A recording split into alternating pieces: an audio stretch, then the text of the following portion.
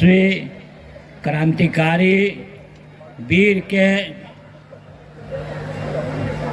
जन्मदिन पर हम लोग इकट्ठा हुए हैं। अमर शहीद जगदेव बाबू के, जो ये धरती उनके नाम से जाना जाता है। आज इस सभा के जनाब सदर साहब रामचंद्र कटियार जी और इस मेला का सदारत कर रहे जनाब अखिलेश कुमार जी और इस मंच पर बैठे हुए और मेला में जितने लोग उपस्थित हैं उन तमाम लोगों को मैं शुक्रिया और धन्यवाद देता हूं कि सवाल है देश के अंदर कि एक तरफ ब्राह्मणवादी व्यवस्था के तहत देश संचालित हो रहा है, तो दूसरे तरफ उस व्यवस्था को बदलने वाले लोग यहाँ मौजूद हैं। जगदेव बाबू का अगर कोई जीवनी पढ़ ले तो देश का बड़ा नेता पैदा हो जाएगा, लेकिन अफसोस है कि हम लोग उनके जिंदगी जीवनी नहीं पढ़ते हैं। उनका इतिहास बचपना से लेकर सियासत तक संघर्षों का जीवन रहा है। और किस लिए संघर्ष रहा कि हमारे अध्यक्ष जी साफ सुथरा कह दिए कि जो वंचित लोग हैं, शोषित लोग हैं, जो दुखियारे लोग हैं, उनके अधिकार को दिलाने के लिए जिंदगी भर लड़ते रहे। और जो देश के अंदर हम लोग फंसे हुए हैं, जिस ब्राह्मणवादी व्यवस्था की बात कर रहे हैं, यह एक है कांग्रेस पार्टी और दूसरा है भारतीय जनता पार्टी। और इन पार्टियों के जो दलाल पार्टी है, ये सब दो मुँहा सांप है, जिसके कारण जगदेव बाबू का मिशन जिस ऊंचाई तक पहुंचनी चाहिए थी वो आज तक नहीं पहुंच सकी। देश के 90% का मतलब ये हुआ कि आदिवासी, दलित, पिछड़ा, अति पिछड़ा और माइनॉरिटी मुसलमान के लोग, इनकी ताकत जब एक जगह हो जाएगी तो ये ब्राह्मणवादी जो दुमुहा सांप है, कभी इधर से डसता है तो कभी उधर से डसता है, ये लोग भाग जाएंगे, ये टिकेंगे नहीं। इसलिए कि सांप हमेशा इंसान को देख करके भागता है, तो ये एक नागनाथ है तो दूसरा सांपनाथ है। दोनों का काम है डसना, और डसने के बाद इंसान कमजोर और मर जाता है। वही काम भारत के अंदर हो रहा है। और मैं तो कहता हूँ, मैं नहीं कहता हूँ, जब माननीय प्रधानमंत्री जी भारत का प्रधानमंत्री बने तो देश का बड़ा मीडिया लिखा कि 10 टॉप क्रिमिनल, और भारत का झूठा प्रधानमंत्री आज बना है। और ऐसे परिस्थिति में धर्म के नाम पर, जाति के नाम पर हम तमाम लोगों को गुमराह करके सत्ता में जा करके ये लोग बैठे हुए हैं। और इनको मारने का तरीका एक ही है जो जगदेव बाबू ने कहा था कि 90% के लोगों को आपस में भाईचारा पैदा करनी होगी। और जब हम भाईचारा पैदा कर लेंगे तो ये 10% वाले लोग नजर भी नहीं आएंगे, ये मेरा दावा है। लेकिन अफसोस है कि जिन वीरों ने देश को बचाने के लिए, देश को बनाने के लिए, देश के गरीब और मजलूमों को बराबरी में लाने के लिए काम किया, उनका अनुसरण हम लोग नहीं करते हैं। भाषण जरूर दे लेते हैं, लेकिन जब अगर अनुसरण करने लगे तो ये लोग टिक नहीं पाएंगे। क्योंकि अभी हमारे नौजवान साथी कहा कि जरूरत पड़ेगा तो हम खून भी देंगे। ऐसे ऐसे हजारों लोग तैयार हैं, लेकिन अफसोस है कि हमारे समाज से जो नेता पैदा हो रहा है, जो मुँहा सांप मैंने कहा, इन लोगों को मारने की जरूरत है। और मारने का तरीका ये है कि जब आपसे पूछे, आपकी बात करे, आपकी भलाई की बात करे तो आपसे पूछिए कि क्या तुम शोषित समाज दल के सिद्धांत, कार्यक्रम और नीति पर कायम हो? अगर कहता है कि कायम है तो उसको अपना बनाइए, नहीं तो उसको यहाँ से भगा दीजिए। दोस्तों, मुझे जाना भी है और मैं सुबह से लेकर आप लोगों के साथ रहा हूँ और हमेशा जब भी कार्यक्रम होता है मैं आपके साथ हूँ और ईमानदारी के साथ हूँ, क्योंकि देश उस समय बनेगा जब देश के अंदर ईमानदार और सच्चा नेता पैदा होगा। आज 75 साल के अंदर में बेईमानों का राज है। अभी जो गठबंधन बनाया है ये नेताओं, अपराधियों और पूंजीपति का गठबंधन है। तो शोषित समाज दल के लोग अपना गठबंधन बना लें और सभी को जोड़कर आने वाला 25 का विधानसभा में इनको तिरस्कृत कर दें और अपने लोगों को बना लें। उसमें भी चुनना पड़ेगा कि हमारा नेता कौन होगा। आज तो राजनीति का मामला ये है कि आप सामाजिक कार्यकर्ता हैं, राजनैतिक कार्यकर्ता हैं, आपके पास पूंजी नहीं है तो आप चुनाव नहीं लड़ सकते हैं। अरबों की बात होती है और समाज के काम करने वाले लोग इस राजनैतिक सत्ता से दूर हो जाते हैं। जो समाज के लिए ब्लॉक में, थाने में, बीडीओ के यहाँ, सीओ के यहाँ रात दिन दौड़ते हैं, उनको चुनाव लड़ने का अब इस मुल्क के अंदर अधिकार नहीं है। मजाक उड़ाता है लोग कि ये साइकिल से चलने वाला, ये पैदल चलने वाला चुनाव लड़ेगा। यही चुनाव लड़ेगा इसलिए कि जगदेव बाबू इसी का निशानदेही किए थे और उन्होंने इसी कुर्था में पैदल चल चल के लोगों को जगाया था और विधानसभा में जीत करके गए थे। और जो काम किया शायद आज तक कोई विधायक नहीं किया होगा, इसलिए मैं जगदेव बाबू को सैल्यूट करता हूँ।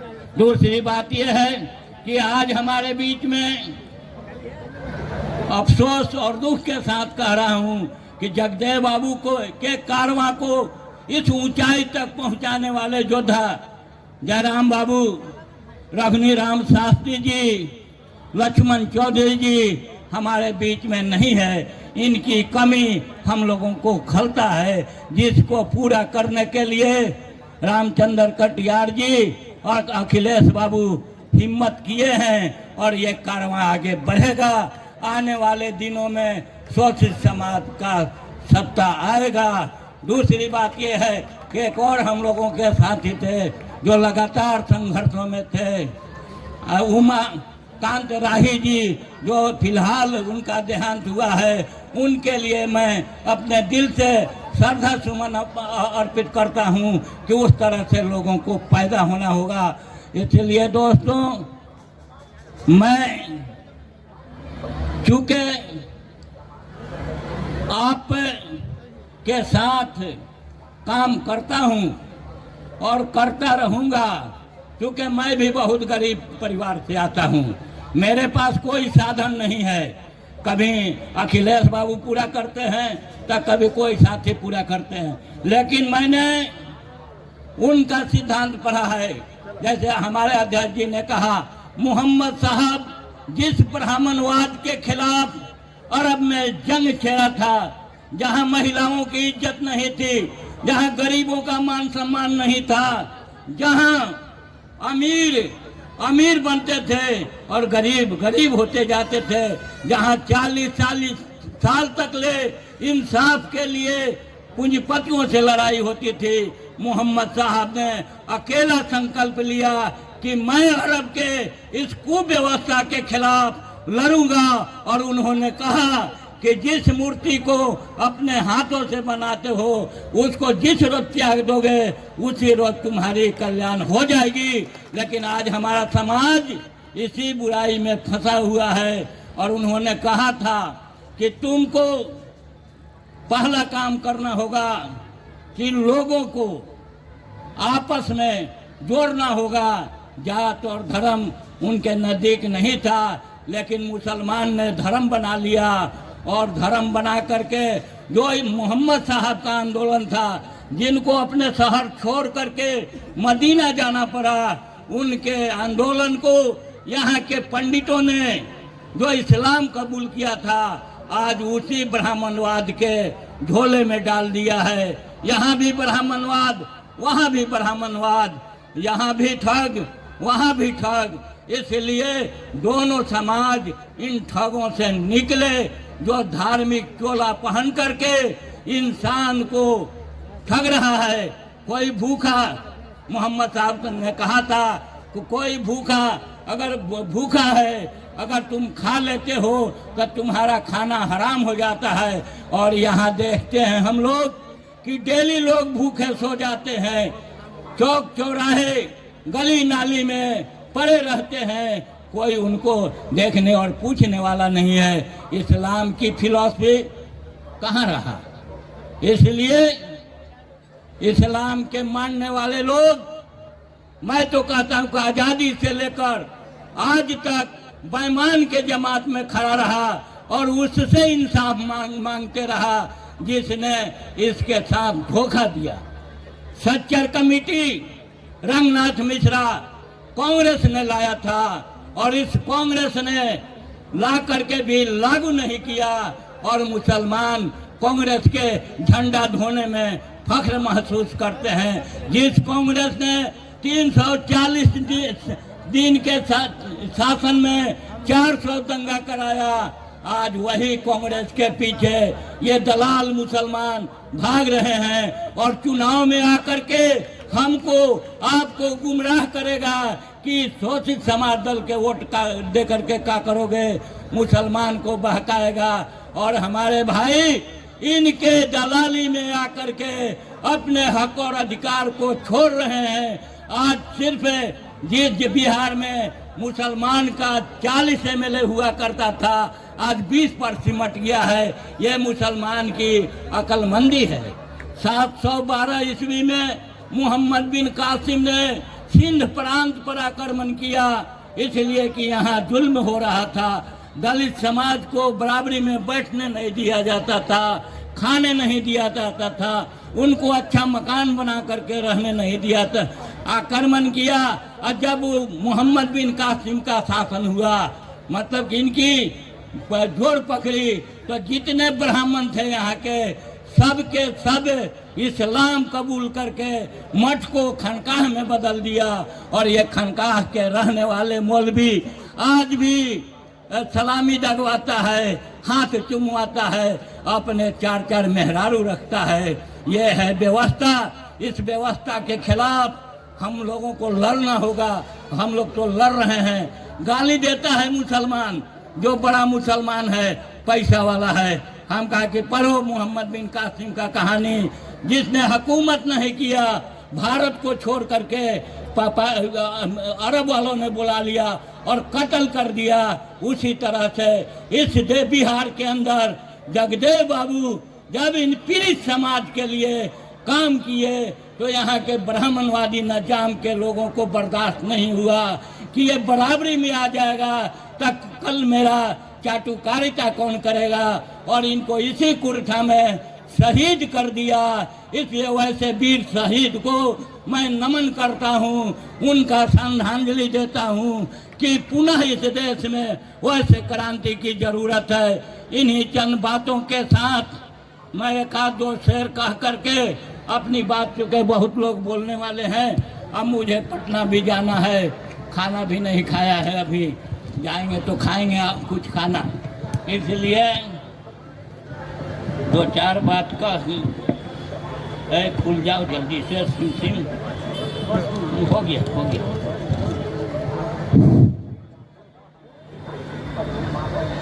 आज देश में समझिए सभी लोग, आज देश में नेताओं, अपराधियों और महत्वपूर्ण लोगों का गठबंधन बना हुआ है। इसको तोड़ना होगा हम लोगों को।